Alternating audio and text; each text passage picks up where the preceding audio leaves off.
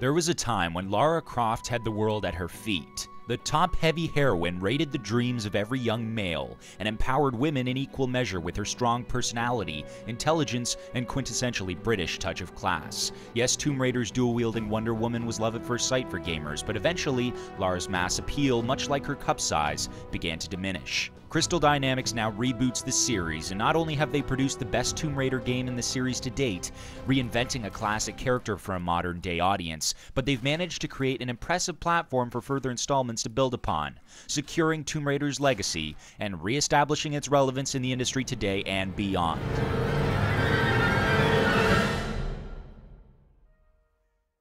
The 2013 reboot makes a number of positive steps to reinvigorate Lara's dwindling fortunes, the most commendable of which is the emphasis on creating an emotional attachment between Lara and the player. Although we're all deeply fond of the ponytailed Pathfinder, the Tomb Raider series has always been strangely devoid of evocative scenes. But not anymore. Miss Croft has been transformed into a genuinely believable character.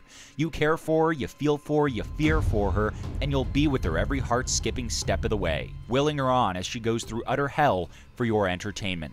A young, inexperienced Lara and a mishmash team of adventurers set sail aboard the Endurance in search of a forgotten Japanese civilization known as the Yamatai. With their expedition proving fruitless thus far, and with Lara desperate to emulate the discoveries of her illustrious father, she manages to convince the crew to enter the Dragon's Triangle, a treacherous area with a mythical reputation, akin to the notorious Bermuda Triangle. Once you go in, you don't come out. And so the legend proves true as the crew's ship is hit by a ferocious storm, ripping apart the Endurance, leaving the team shipwrecked on a remote, seemingly desolate island.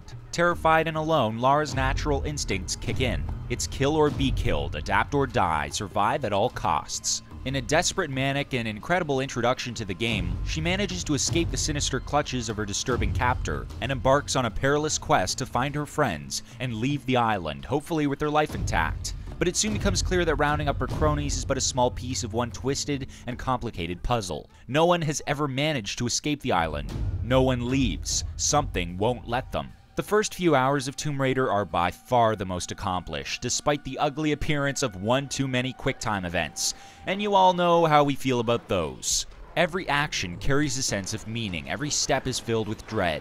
When Lara's at her lowest ebb, shivering from the cold, physically distraught, she's forced to go back to basics, preying on the surrounding wildlife, fashion crude tools, and rely on the comforting warmth of mankind's first discovery to light the way to safety. The only issue we have with this origin story is that the transition between delicate little flower into full-blown Rambo, complete with bow and arrow, is so dramatic, so stark, that it comes close to completely eradicating the developer's hard work in one swift, murderous swoop. Lara will kill hundreds of men throughout the game without hesitation and generally without mercy. At the beginning, this is acceptable. It's kill or be killed, and Lara is horrified at having to take another man's life the first time around.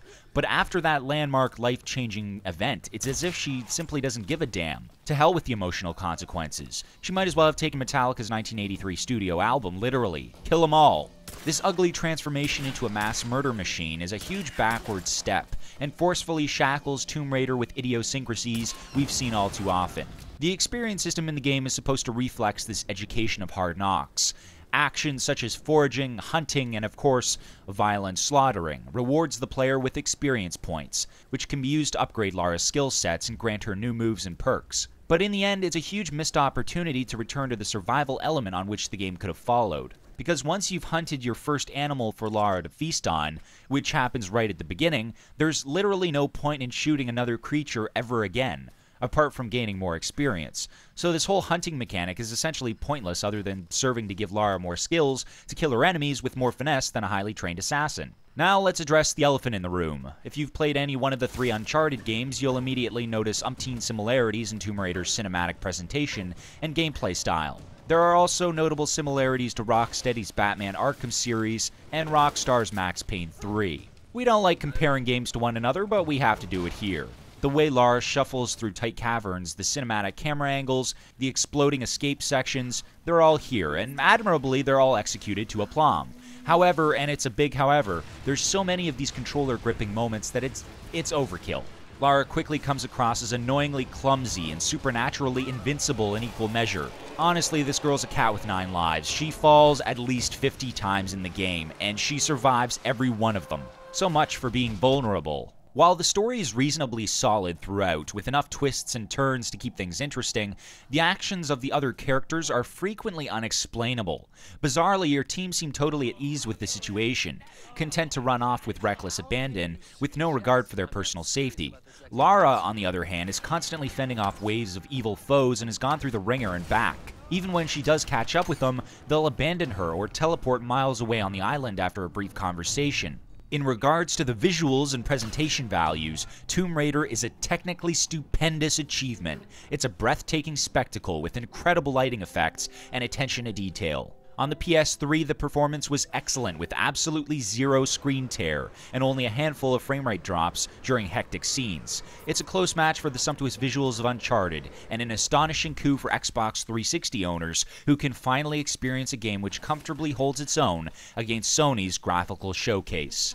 It would have been easier to have reeled off all the positive elements that Tomb Raider has to offer. All the boxes of a modern blockbuster title have been ticked, including the now obligatory and surprisingly decent multiplayer offering. But because Crystal Dynamics have repackaged and spruced up an already compelling proposition, reinventing an icon but not much else, the negative and safe design choices claw their way to the surface upon further reflection. And while the qualms outlined above may be deemed admissible by some, the lifeless cast and meaningless relationships between Lara and her team cannot, nor can one woman's alarming lust for blood. But hey, it's great to see Lara Croft back in the spotlight. Tomb Raider is a triumphant reboot, make no mistake, though it's sullied by too many safe design choices, a tame cast, and a frustrating tendency to rely on the past successes of others. Tomb Raider could have been so much more. It's a must-have for Xbox 360 and PC owners, but if you own a PS3, there's a better team of explorers to choose from. All the same, 4 stars out of 5. Pick this one up if you can.